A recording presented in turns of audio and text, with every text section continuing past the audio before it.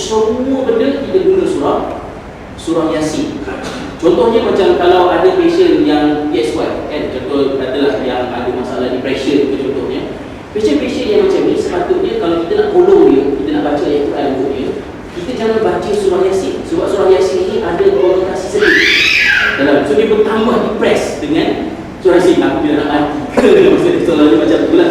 So surah yang elok dibaca ialah contohnya macam surah Al-Baqarah Any part of surah Al-Baqarah kalau dia tahu sampai habis kan, ataupun dalam ayat-ayat yang selalu dibaca dalam solat 1 hingga 5, Tabasulillah lima fis samawati wa ma fil ardi, ayat ni kerana kata Nabi SAW yakni apa ni, la taj'alu buyutakum maqabir inna syaitana yafiru minal bait alladhi tuqra fi surah Al-Baqarah wa Muslim. Kata Nabi SAW, jangan jadikan rumahmu macam kubur, sesungguhnya syaitan itu lari daripada rumah yang di dalamnya dibacakan surah Al-Baqarah.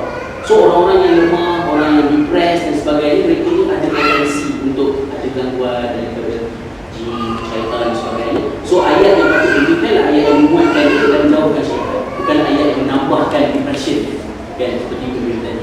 Okey, akhir dah. Dan akhirnya apabila pesakit tersebut ia telah meninggal dunia, maknanya telah melepaskan rohnya, Rasulullah SAW apabila masuk ke rumah sejurus selepas kematian Abu Salamah radhiyallahu anhu, baginda telah merapatkan mata Abu Salamah dengan berkata, inna ruha idza qubida tabi'ahu basar.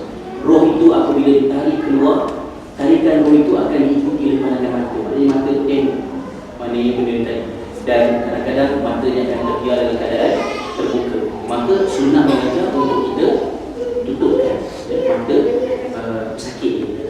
Itu adalah sebahagian pada benda yang ada di dalam keterangan sunnah tentang perkara-perkara yang perlu kita lakukan untuk menguruskan orang yang sedang nazak. Dan peringkat ini maknanya solat dia pun dah tak dapat, semua-semua tak ada, maknanya dia dah sampai kepada ajar dia. Maka sampailah pada ujung.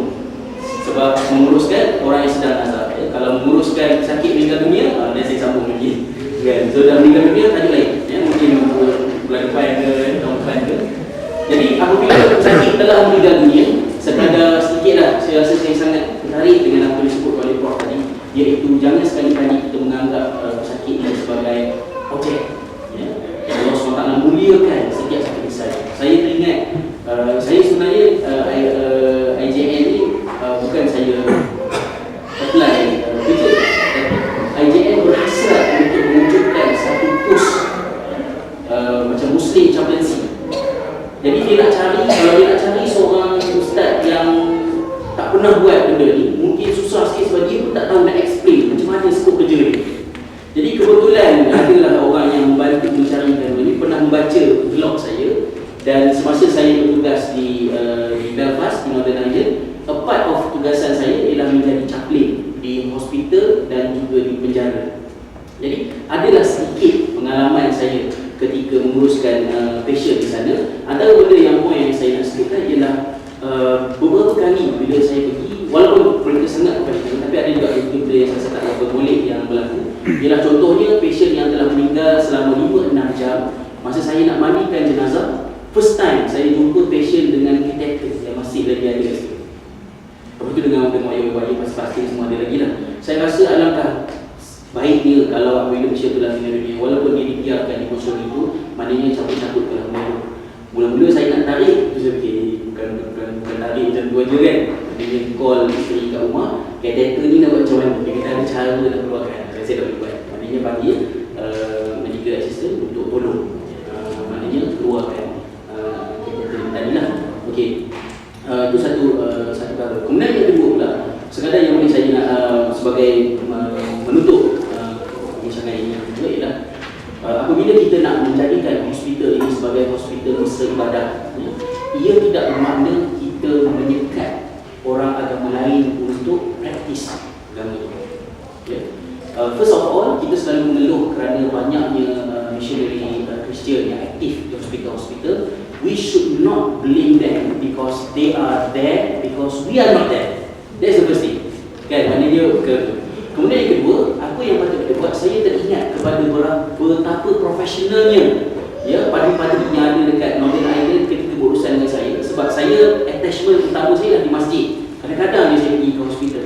Jadi Jadi kadang-kadang padri ini akan datang ke hospital, datang ke masjid, dan sama ada dalam hospital ataupun dalam penjara. Dia kata, imam, ada patient Muslim, dia nak sejadah, dia nak bahan bacaan dan sebagainya. Saya kata okey, jadi saya bungkuskan, saya pack, saya bagi pada padri itu, dia yang bawakan dan paskan kepada patient. So tidak ada soal aku Kristian, maknanya yang orang Islam ni macam dia lah. Katalah macam tu. Kita tidak buat itu, kita act secara profesional. Penjara, ada patient yang ada bantuan yang nakkan consultation. Jadi maknanya yang macam tu. Jadi saya rasa dalam konteks kita di Malaysia, yang terbaiknya ialah saya rasa alhamdulillah bagus juga sebab IJN memuatakan posisi saya sebagai patient counsellor rather than pegawai ahwal agama Islam, supaya saya boleh juga access patient yang non-Muslim. Dan saya rasa memang bagus benda tu. Bila saya jumpa dengan patient Muslim, saya buat orang Islam dan maknanya saya kata in terms of, saya kata syukur ya pada Tuhan, yang nasib baik kita percaya ada hidup mati, ada syurga, ada neraka, ada Tuhan. Kalau tidak, tak ada apa yang boleh kita nak cakap untuk justify benda ni. Contohnya, sebab ada sekali tu husband and wife bertahun-tahun berkahwin, tak ada anak, dapat anak, sekali jantung berubah. Dan bukan jantung berubah, jantung dia ada something macam upside down. Memang IJN pun tak boleh buat apa-apa. So nak break the news, bagi tahu kepada mak-mak dia yang just enjoy the days, moments left with your son at the age of 4 months old, tak ada apa yang dia buat. Jadi saya buat dia macam orang Islam je lah. Maksud dia saya cakap tu, dia kata ya syukur pada Tuhan, maknanya kita dipercaya ada hidup lepas mati, ada Tuhan dan sebagainya. Jadi anak ni bukanlah mati, maknanya mati macam itu kalau sekiranya sampai ajar dia, tapi he will definitely go to a better place.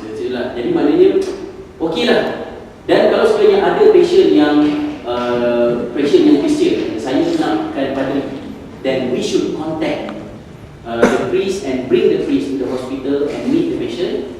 Somehow we can manage and to reduce a little bit if possible. Kalau maknanya benda-benda yang sama ada ustaz mengganggu ke ataupun padri yang mengganggu ke, maknanya kita boleh sistemkan sedikit supaya kalau padri datang, dia jumpa dengan patient yang nak jumpa dengan dia, dan saya juga berurusan dengan patient yang sepatutnya saya jumpa. So saya rasa we should explore more and more on this matter and try to improve apa-apa yang ada dalam ini. Dan saya yakin dengan kesedaran di peringkat student untuk bincang benda ni menunjukkan we should feel very optimistic